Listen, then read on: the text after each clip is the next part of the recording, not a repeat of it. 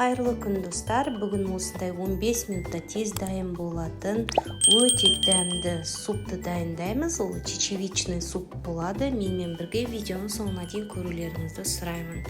Қазанымызға осылай майымызды құйып қыздырып аламыз. Туралған етімізді салып, қызарғанша қуырып аламыз.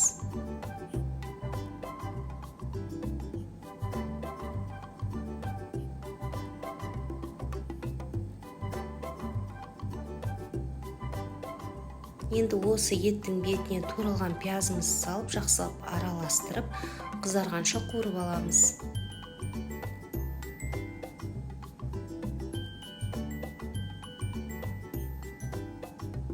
Онан кейін ұсақтап туралған картопты салып, жақсылап араластырып, қуырып аламыз.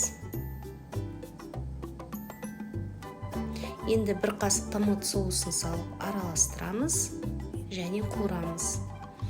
Енді біз осы чечевицаның бетіне ыстық суды құйып, осылай бұқтырып қойып қоямыз.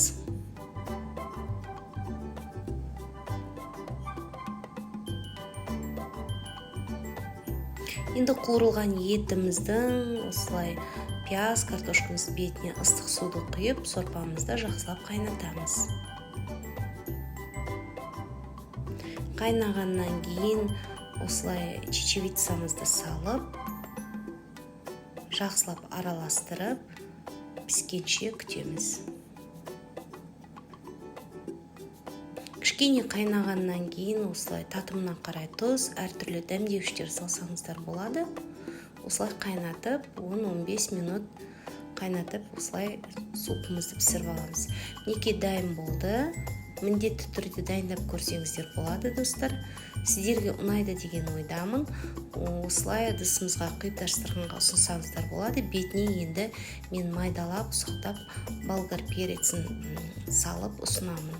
Сіздер қалауларыңызша укроп, петрушка салсаңыздар болады. Сіздермен болған мен Жанар. Барлықтарыңызға ас болсын.